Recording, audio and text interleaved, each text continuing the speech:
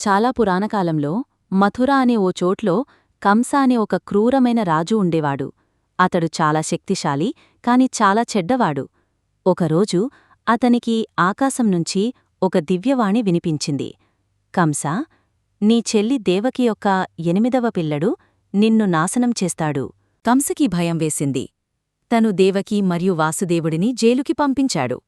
తను చంపే కొడుకు పుట్టకుండా వాళ్ల పిల్లలన్నీ చంపేయాలని నిర్ణయించుకున్నాడు. 6 బేబీలని చంపేశాడు. 7వ పిల్లవాడు బలరామ మాయ ద్వారా రక్షించబడ్డారు. దేవకి 8వ పిల్లవాడిని కంటున్నప్పుడు ఒక మాయా జరిగింది. అర్ధరాత్రి వేళలో కృష్ణుడు పుట్టాడు. ఆ జైలంతా వెలుగుతో నిండిపోయింది.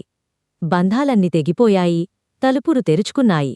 అప్పుడు వాసుదేవుడు బాస్కెట్లో బేబీ కృష్ణుడిని పట్టుకుని యమునా నదిని దాటాడు.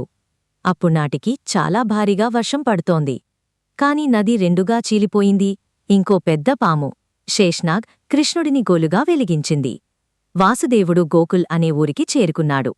అక్కడ నందా మరియు యశోదా ఇంట్లో కృష్ణుడిని పడుకోబెట్టి వారి ఆడపిల్లని తీసుకుని మళ్లీ జైలుకి వెళ్ళిపోయాడు. చిన్ని మిత్రులారా, ఈ వీడియో మీకు నచ్చితే లైక్ చెయ్యండి, మీకు నవ్వొస్తే షేర్ చెయ్యండి. మరిన్ని చూడాలనుకుంటే ఇప్పుడే సబ్స్క్రైబ్ చెయ్యండి.